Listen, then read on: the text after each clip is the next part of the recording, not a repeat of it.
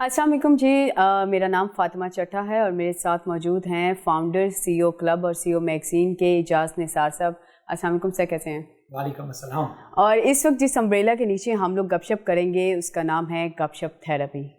आज हम इनसे जानेंगे कि इस पेंडेमिक में लोगों की सूरत हाल के बारे में, उनके क्या सोल्यूशंस हो सकते हैं, स्ट्रेस मैनेजमेंट कैसे उस पर ओवरकम किया जा सकता है, हम बात करेंगे। जी इजाज़ साहब, बताइएगा कि इस पेंडेमिक के हवाले से आप क्या कहेंगे और क्या चैलेंजेस हैं जो लोगों को फेस करना पड़े। फातिमा चट्टा जी, बहुत शुक्रिया आपका। ये एक छोटी सी हमारी गपशप है under the umbrella of CEO today magazine CEO club. जो चैलेंजेस आपने सवाल पूछा पेंडेमिक का, बेसिकली एक ग्लोबल फिनोमेना है, और चाहे वो पाकिस्तान की बात हो, चाहे वो यूएसए की बात हो, पूरी ग्लोब की बात हो, तो चैलेंजेस दो ही हैं पूरी दुनिया के। नंबर वन वो है आपकी लाइफ का चैलेंज और आपकी लाइवलीहुड का चैलेंज। या आपके ज़िंदगी के रिलेटेड मसाइल हैं, तो या आपके रोज़गार के पहले गम इश्क होता था, वो अब शायद ना हो, लेकिन गम रोज़गार और गम ज़िंदगी है। अब दोनों के हवाले से कि ज़िंदगी के हवाले से आपकी सेहत, आपने कोरोना से बचना कैसे हैं, और अल्हम्दुलिल्लाह पाकिस्तान का हर बच्चा बूढ़ा वो PhD हो चुका है, डॉक्टर बन चुका है, तो उसकी क्या SOPs हैं, चाहे सना मक्की से लेकर तो चाहे वो पैनाडोल से लेकर। लेकिन जो हम आज बात करेंगे कि लाइफ के हवाले से और लाइवलीहुड के हवाले से, तो वो ये बेसिक है कि लाइवलीहुड को कैसे सेव करना है, लोगों के रोजगार का फिक्र माश का मसला है जो अजल से है, और उनकी जिंदगी और सेहत का मसला। ये दो चैलेंजेस हैं जी। तो आप क्या सजेस्ट करेंगे, लोग कैसे इस पे ओवरकम करें? क्योंकि आपको पता है फाइनेंशियल क्राइसिस की वजह से हमारे पास इतनी ज़्यादा क्वेरीज आती हैं कि हम लोग कैसे डील करें, और जो लोग रेंट के मकानात में मौजूद हैं वो लोग कैसे इन चीज़ों के साथ ओवरकम करें, जो पूरी सारी फैमिलीज़ के एक ही सरबराह था जो कमा रहा था, तो अब चूँकि आपको पता है कि ज़रिया मौश नहीं है, तो कैसे ये सब होगा? देखिए, पहले अगेन लाइफ और लाइवलीहुड की आपने बात की, तो सबसे पहले तो मैं एक दोनों चीज़ों को निपटने के लिए ना एक बुनियादी तौर पे एक बेसिक फिलॉसफी ऑफ लाइफ देना चाह रहा हूँ, यहाँ शेयर करना चाह रहा हूँ रेसिपी, कि हम दोनों से, चाहे वो लाइफ हो या लाइवलीहुड हो, तो वो उसको निपटने के लिए, उसको ओवरकम करने के लिए दो चीज़ें हैं। नंबर एक, आपका सबसे पहले आपका फेथ होना चाहिए। ईमान और इम्यून की कहानी है ये सारी, इस वक्त जो दुनिया में पेंडेमिक चल रहा है। ईमान का मतलब है कि आपका फेथ स्ट्रॉन्ग होना चाहिए कि रोज का जो रिस्क है वो अल्लाह की ज़ात ने देना है। हमारा काम मेहनत करना, घर से निकलना, मुशक्कत करना और सीधे रास्ते पर रहना। और तो मेहनत के क्या मौके हैं इस वक्त? मैं बता रहा हूँ ना, पहले तब तो ये चीज़ है ना, ये आपने, क्योंकि जब तक आपका जो एनर्जी लेवल है वो अगर ठीक नहीं होगा, आप डाउन हो जाएंगे, डिप्रेशन में, एंग्जाइटी में चले जाएंगे, तो आपसे कुछ भी नहीं होगा, आप घर से बाहर ही नहीं निकलेंगे, आप स्ट्रेस डिप्रेशन में या सुसाइड की तरफ जाएंगे, कुछ नहीं होगा। कोई आपको आके, कोई सरकार आपकी उंगली नहीं पकड़ेगी, कोई नहीं पकड़ेगा आपको कोई मुश्किल वक्त में, बल्कि कोई फोन तक भी नहीं करेगा। एक्सेप्शंस आर ऑलवेज देयर कि कोई आपको करते। तो ये इस सारे प्रोसेस से निकलने के लिए जो आपका सवाल था, उसमें आपको 3 स्टेप्स जानने जरूरी है। सबसे पहले आपको सिचुएशन का पता है जो कि बहुत ब्लीक है, बहुत डार्क है, ठीक है, स्केरी है। सेकंड है आपके पास क्या रिस्पांस है, और फोर्थ आपका रिजल्ट। अगर आपके पास सिचुएशन जो आपके बियॉन्ड कंट्रोल है, इस वक्त वो आपके कंट्रोल में नहीं है सिचुएशन, क्या रोजगार जैसे आपने बोला, जिसकी जॉब चली गई, जिसका जरिए मार चला गया, वो सिचुएशन है। अब रिस्पॉन्स क्या है कि मैं सिचुएशन में, ये रिस्पॉन्स में मैं रहूं या हंसूं, दो सिचुएशन है। अगर रिस्पॉन्स मेरा पॉजिटिव होगा तो क्या हो जाएगा, मैं मेंटली स्ट्रांग हो जाऊंगा। अगर नेगेटिव होगा तो मैं स्ट्रांगली मेंटल हो जाऊंगा। ये मेंटली स्ट्रांग और स्ट्रांगली मेंटल की कहानी है इस वक्त जो जारी है। और आखिर में रिजल्ट, अगेन इंसान के इख्तियार में ना सिचुएशन है और ना रिजल्ट्स है, उसके इख्तियार में क्या है, सिर्फ सेंटर वाला पार्ट है, वो है रिस्पॉन्स। अगर रिस्पॉन्स क्या है, वो अपनी उसकी सोच का नाम है। अगर उसकी यकीन और सोच उसके अंदर आ जाता है तो उसके लिए सारे रास्ते खुल जाते हैं। इसलिए जिंदगी में सबसे इंपॉर्टेंट चीज आपका फेथ और आपकी डायरेक्शन है लाइफ की। तो ये 2-3 पहले बेसिक स्टेप्स हैं। उसके बाद फिर आप आगे आके आप अपनी, जिसे कहते हैं, प्लानिंग करते हैं, स्ट्रेटजीज बनाते हैं, अपने रिसोर्सेज देखते हैं और रिसोर्सफुलनेस को देखते हैं। फिर आप इस सारे लाइफ और लाइवलीहुड के चैलेंजेस को ओवरकम करते हैं। ठीक हो गया। तो सक्सेस और हैप्पीनेस का क्या ताल्लुक है? देखिए, कामयाबी जो है ना, इसको समझने के लिए आपको इस कामयाबी के ऊपर 2 चीज़ों को समझना जरूरी है कि सक्सेस ऑफ लाइफ क्या है और सक्सेस इन लाइफ क्या है। लोग अचीवमेंट्स को सक्सेस कहते हैं, आपकी फाइनेंशियल्स को, आपके पैसों को, आपकी गाड़ी को, ठीक, घर को, आपका सोशल स्टेटस को, ये सक्सेस ऑफ लाइफ हो सकता है, सक्सेस इन लाइफ नहीं होता। आपने डायकॉटमी देखी होगी कि लोगों के पास अचीवमेंट्स होती हैं, बहुत कुछ बना लेते हैं, लेकिन वो जिंदगी में नाकाम हो जाते हैं ऐसे। तो वो उसका जो अंदर का ताल्लुक सक्सेस इन लाइफ, वो बेसिकली हैप्पीनेस है। ये इसका इन पार्ट है, जो हैप्पीनेस है वो सक्सेस का ही पार्ट है। अगर आप हैप्पी हैं, जिसको हम कहते हैं पीस ऑफ माइंड, तो उससे अल्टीमेटली क्या होता है कि आप होलिस्टिकली सक्सेसफुल हैं। Success is not a partial, और हर बंदे की ये एक ऐसी सब्जेक्टिव डेफिनेशन है, हर बंदे इसको अपना परसीव करता है। लेकिन जो आज मैंने आपके साथ शेयर किया ये एक होलिस्टिक डेफिनेशन है कि सक्सेस ऑफ लाइफ, जिसको हम अचीवमेंट्स कहते हैं, और सक्सेस इन लाइफ, जिसको हम हैप्पीनेस कहते हैं। और ऐसे कोई प्रैक्टिकली बिजनेस जो आप सजेस्ट करना चाहें हमारी यूथ को, या जो लोग हमें इस वक्त सुन रहे हैं, कि वो अगर उन फार्मूलाज को अपनाएं तो वो कमा सकते हैं इस पेंडेमिक में, और कोई ऐसा बिजनेस जो आपको लगता है कि घर पे बैठ के किया जा सकता है? बड़ी अच्छा सवाल किया, क्योंकि ये जो ये पेंडेमिक ने हमें ये बताया कि ये जो वर्क फ्रॉम होम है, ये डिजिटली अब आप अपने आप को कैसे लेके चलें। तो सबसे पहले कि अगर आपने अपनी प्रायोरिटीज को रीसेट करना है, जो ट्रेडिशनल बिजनेसेस थे वो तो बेचारे, खासकर रिटेल का और बड़े बिजनेसेस जैसे ट्रैवल टूरिज्म के बिजनेसेस, होटल हॉस्पिटैलिटी के बिजनेसेस को हिट पड़ी। तो उसके लिए अब आपको थोड़ा सा अपने अंदर झांकना है, इंट्रोस्पेक्शन कहते हैं, और बाहर के जो इन्वायरमेंट को स्टडी करके, जिसको रिसर्च कहते हैं। आपका रिसर्च एंड इंट्रोस्पेक्शन के बाद आपने देखना है कि वो कौन से स्किल सेट हैं, वो माइंड सेट है, और वो वैल्यू सेट्स हैं जो मैंने डेवलप करने हैं, ताकि मैं अपनी रोजगार और अपना फ्यूचर, अपने करियर को सेव कर सकूं। 3 ऐसे चीज़ें जो मैं अभी बताना पसंद करूंगा। सबसे पहले तो जो आज के लोगों को सीखना है वो एक ग्लोबल थिंकिंग से, तो दुनिया में क्या हो रहा है, ग्लोबली क्या क्या चेंजेस आ रही हैं, जिसमें चाहे वो ई कॉमर्स का बिजनेस है, चाहे वो आपका रिटेल का बिजनेस है, ऑनलाइन जिसको हम कहते हैं, जिसमें आपको मजे की पता है जितने दुनिया में बड़े बिजनेसेस डेवलप हुए हैं, ये बने हैं। मिसाल के तौर पे ऊबर है, उनके अपने पास कोई गाड़ी नहीं, ई कॉमर्स के पास अपना कोई स्टोर नहीं, अमेजोन के पास कोई दुकान नहीं, ठीक है। आपने एक घर में बैठी था, वो बाहर जाना पड़ता था, आपको पता है ऑटो लेना पड़ता था, हम घंटा रक्शे का या वैगन का या गाड़ी का, टैक्सी का इंतजार करते थे। अब हम एक एप्लीकेशन पे गाड़ी हमारे घर आ जाती है। तो उसकी किसी ने तो ऐसा उस बंदे की जरूरत को आइडेंटिफाई किया कि उस गाड़ी वाला और उस घर में बैठे हुए बंदे को कनेक्ट किया, उसका नाम करीम है और ऊबर है। तो अब आपने कैसे इनोवेटिव सॉल्यूशंस की तरफ जाना है, उस ऐसे एरियाज की तरफ जाना है कि आपने नीड को आइडेंटिफाई करना है और मैसेज लेवल पे लेके जाना है, ताकि उसका जो सोशल इंपैक्ट भी साथ आए। खाली पैसा या profitability is not the main goal of business right now, the social impact along with the reasonable profit, that is the new model of business. तो इसमें आप कहना चाह रहे हैं कि जिस तरह घर से लोग कुकिंग करके मार्केट में दे रहे हैं, और होम डिलीवरी और सब चीज़ें जो बिजनेसेस है डिजिटल, कई खवातीन घर में बैठ के अपना काम कर रही हैं, कई घर में बैठ के अपने बच्चों को टीच कर रही हैं, ई लर्निंग चल रहे हैं, लोग मॉड्यूल्स पढ़ा रहे हैं घरों में बैठ के, ओ लेवल की क्लासेस लोग घरों में बैठ के टीचर्स पढ़ा रहे हैं। अच्छा, तो ये इतने एरियाज हैं जो कि आप कर सकते हैं, डिपेंडिंग अपॉन आप कितनी जल्दी उनके अडॉप्ट करते हैं अपनी टेक्नोलॉजी को। सही। तो इसमें मेरा ख्याल है आर्टिफिशियल इंटेलिजेंस का मेन रोल। जी, अगला स्टेप थोड़ा सा देखिए, पहले बेसिक लेवल आना चाहिए, पहले आपको एक पैरा राइटिंग आना चाहिए, उसके बाद आप स्टोरी लिख सकते हैं, किताब लिख सकते हैं। पहले आपको एक ऐसे राइटिंग से ऊपर फोकस करना है। किताब आप लिखने बैठ जाएंगे तो मुश्किल हो जाएगा। ये आर्टिफिशियल इंटेलिजेंस, ब्लॉकचेन, ये सारा नेक्स्ट लेवल के स्किल्स हैं, हम उनको बता रहे हैं जो बिल्कुल बेसिक लेवल के स्किल्स हैं। ठीक हो गया। तो ऐसी कोई बुक्स, मूवीज जो आप सजेस्ट करना चाहें यूथ को, जो अपना सारा पेंडेमिक जो सिचुएशन है उसको ओवरकम कर सके, उसको देख के रिलैक्स हो सके? आप देखिए, हम किताबें को 5000 बुक्स हैं, तो पेंडेमिक के हवाले से मैं 2 किताबें फौरी तौर पे कहूँगा। एक है ब्रेथ इन द एयर, ये बड़ी खूबसूरत किताब है, ये स्टैनफोर्ड के डॉक्टर ने लिखी, जो कि बेचारे को 36 में था, वो ना उसको डायग्नोज हुआ एक कैंसर, जिसकी वजह से वो बेचारा फौत हो गया। उसकी बेटी थी छोटी सी। अब वो इतना कामयाब इंसान था, लेकिन वो जो उसकी जिंदगी, जब उसको पता चल गया कि उसके पास सिर्फ 6 महीने हैं, तो उसने अपनी लाइफ को रीप्रायोरिटाइज किया। तो वी कैन लर्न, अगर अल्लाह ना करे हम कोई ऐसी कोई आफत का शिकार हो जाए, तो हमें अपनी जिंदगी को, ये पैंडेमिक ने हमें सिखाया कि अपनी लाइफ को रीप्रायोरिटाइज कैसे करना है, सही, अपनी प्रायोरिटी लिस्ट कैसे बनानी है। तो दिस इज वेरी इंपॉर्टेंट। और दूसरी बात आ गई, ये तो मैंने आपको किताब बताई, ब्रेथ इन द एयर, ठीक है। इसके अलावा जो एक और है, मैन सर्च ऑफ मीनिंग, इनके वो विक्टर फ्रैंकल की man search of meaning, man इंसान की सर्च फॉर मीनिंग।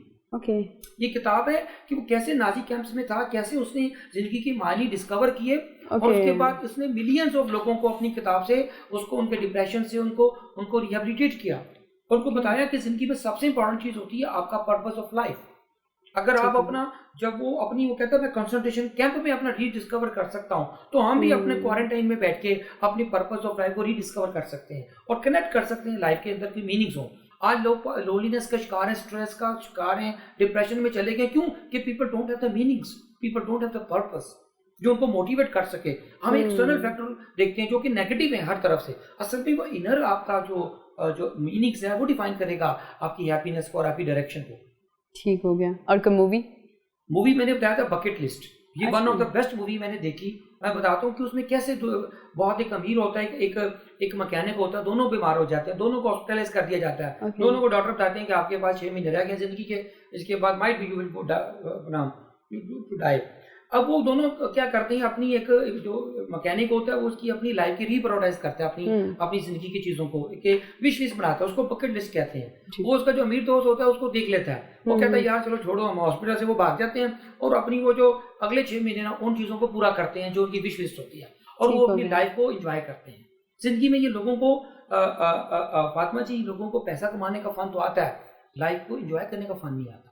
उसके लिए मैंने एक ना स्ट्रेस मैनेजमेंट की एक रेसिपी बनाई है, ये जाके क्योंकि लोग सीख सके। पेंडेमिक में लोग बहुत ज्यादा क्योंकि स्ट्रेस में है, बहुत ज्यादा एंजाइटी में है, तो वो 4A है जी, एक जो उसकी अपना स्ट्रेटेजी है। तो first A is called avoid the toxic people, avoid the toxic situations. कोशिश करें सिचुएशन को आपके कंट्रोल में नहीं, लेकिन यू कैन अवॉइड इट। तो फर्स्ट A है क्या है जी? अवॉइड द टॉक्सिक पीपल और टॉक्सिक सिचुएशंस। आप उस सिचुएशन में जाए ना, उस नेगेटिव लोगों के साथ मिले ना, ताकि आप अपने आप बैल मुझे बात। अगर सिचुएशन आ जाए कि आप अवॉइड नहीं कर सकते तो सेकंड A एक्टिव हो जाता है।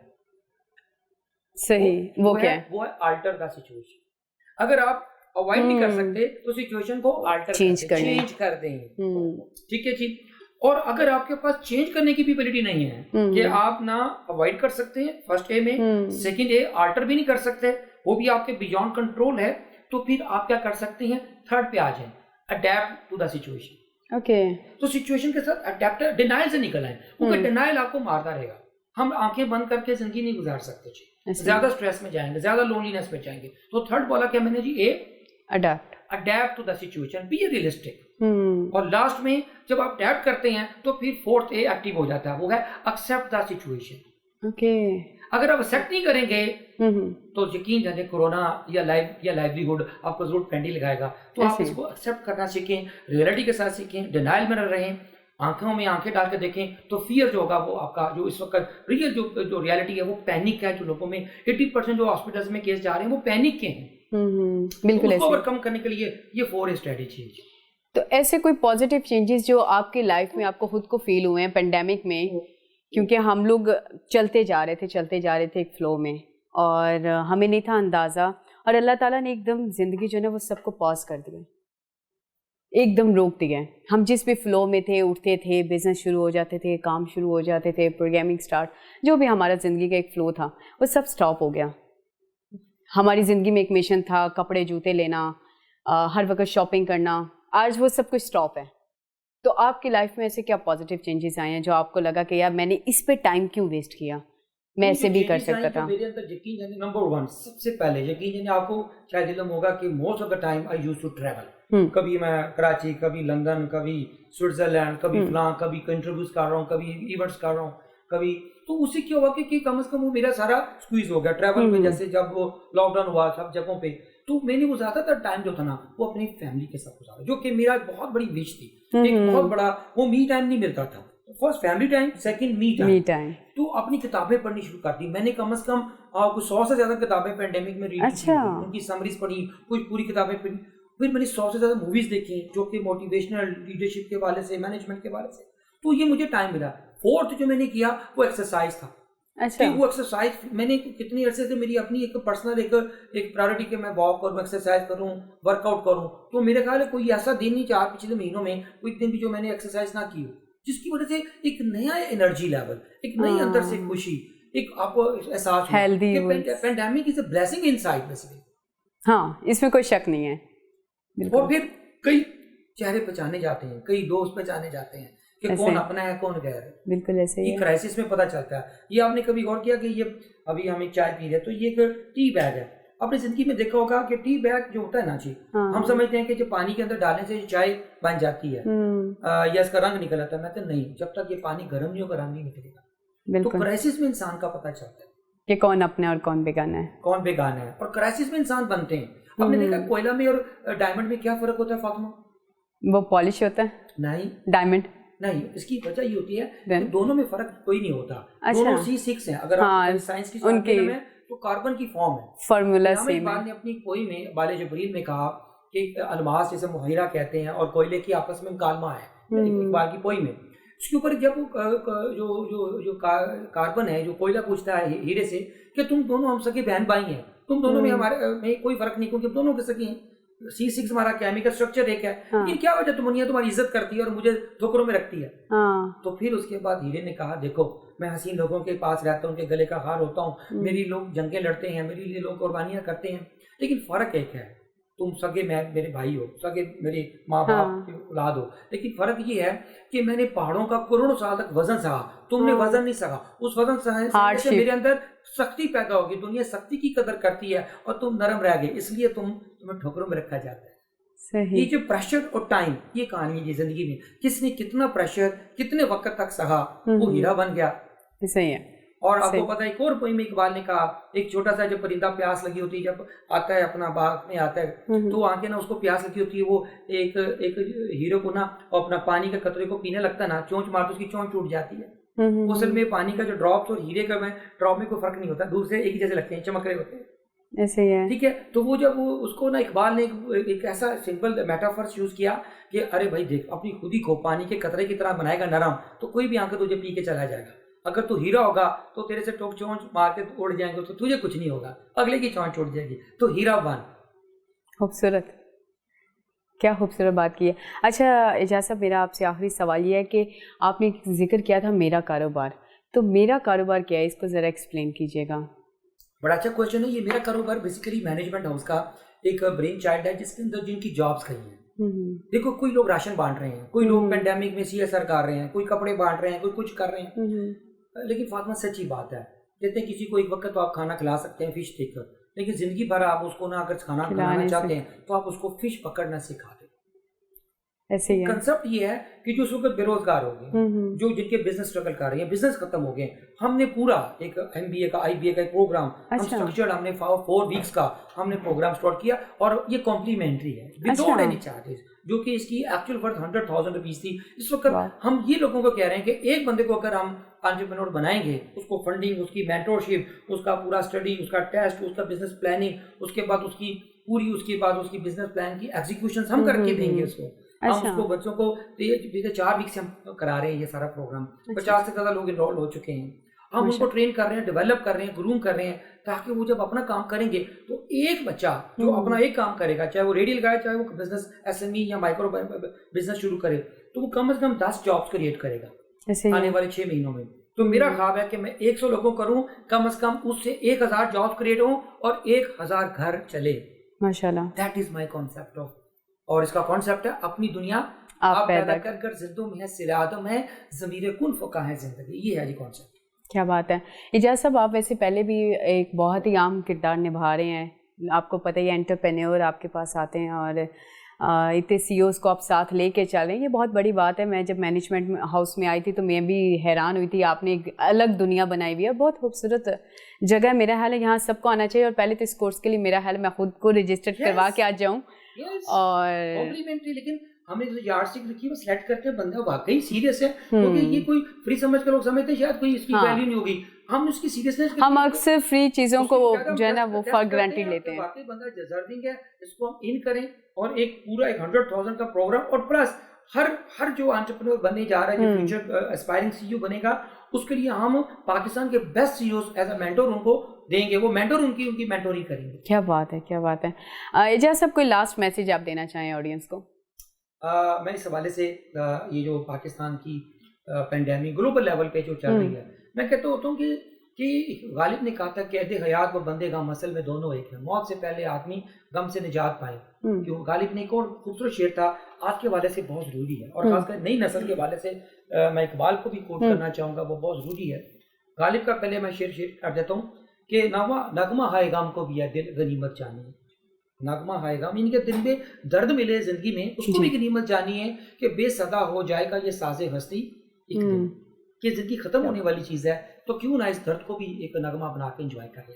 ये गालिब का शेर था। और एक इकबाल की शेर पे मैं क्लोज करूंगा, कहता जी कि है शबाब, जिसको हम यूथ कहते हैं क्योंकि मुल्क नौजवानों का है शबाब अपने लहू की आग में जलने का नाम, सख्त कोशिश से है तलखी ख़यात अंकबीन, अंकबीन कहते हैं फारसी में शहद को, कि कहते हैं कि ज़िंदगी के अंदर इकबाल फरमाते हैं कि ज़िंदगी उसके लिए मीठा शहद बन जाती है जो ज़िंदगी में सख्त कोश होता है, यानी कि अपने आप को इतना टफ कर लो, अपने आप को इतनी सख्त बन जाओ, मेंटली टफ हो जाओ, स्ट्रॉन्ग कर लो, ताकि ज़िंदगी फिर आपके लिए शहद बन जाए। अगर आप कमज़ोर हो जाओगे तो वही बात, पानी के कतरे के लोग आके पी जाएंगे, आपको हीरा बनना है।